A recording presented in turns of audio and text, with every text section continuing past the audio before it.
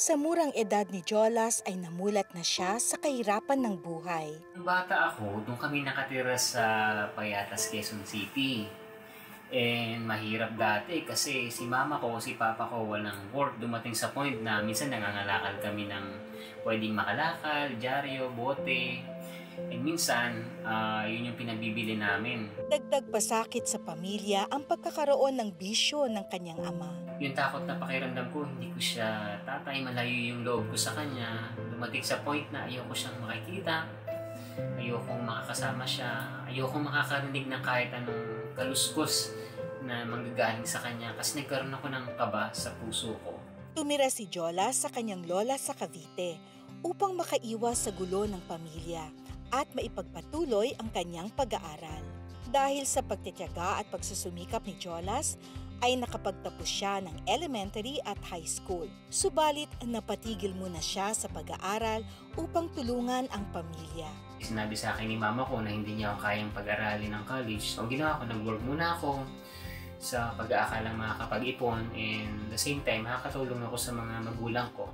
Sumali si Jolas bilang varsity ng chess sa Pinasukang University upang magkaroon ng scholarship grant na kanyang natamo.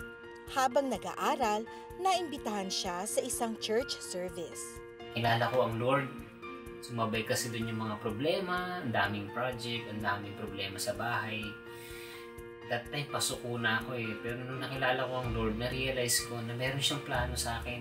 So, mas nag-umapaw yung pagsisikap ko, mas nanaig sa akin yung Lord. Ikaw nang bahala sa akin. Sobrang sarap sa pakiramdam na meron akong peace na despite na ano yung mangyari sa bukas ko, si Lord yung may hawak nito. Wala akong ibang gagawin kundi gawin yung mga ipinapagawa niya, yung plano niya sa buhay ko. Nang makatapos sa kolehiyo sa kursong Civil Engineering, nabiyayaan si Jolas ng trabaho bilang Quality Control Engineer sa isang kumpanya. Nakakatuwa at nakaka-bless kasi nakakatulong na ako sa mga magulang ko. Meron na kami, nakakatulong ako sa kanila in a way na meron kami kinakain ng 3 beses sa isang araw.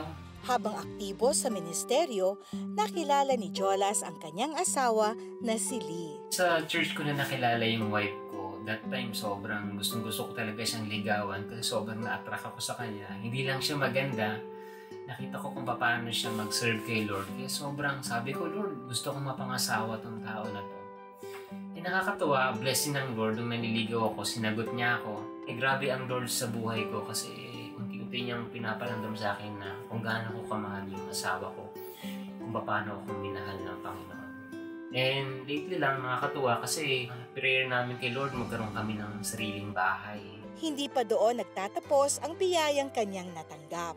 Nakilala din ng buong pamilya ni Jolas si Jesus at unti-unti ring nagbago ang kanyang ama.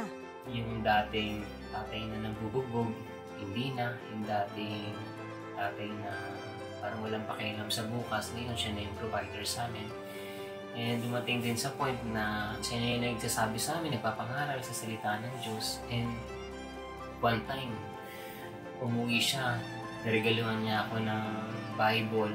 Sobrang na-amaze ako kay Lord ng mga panahon na yun kasi hindi ko ma-imagine na even yung tatay ko kaya niyang baguhin. Mula sa kahirapan, ngayon ay nakaahon na sa buhay si Jolas at ang kanyang pamilya sa tulong ng Diyos. Sobrang ipinagpapasalamat ko kay Lord is yung Philippians 4:13. Sabi doon, I can do all things through Christ who strengthens me. Na kahit na anong mangyari sa buhay ko, kahit na dumating sa point na hinang-hina na ako, para ipagpatuloy ang bukas dahil sa sobrang daming problema, si Lord yung magbibigay sa akin ng strength para tumayo, para bumangon, para iparealize sa akin na anak, may plano ako sa iyo. Hindi dito hihinto ang plano ko sa iyo.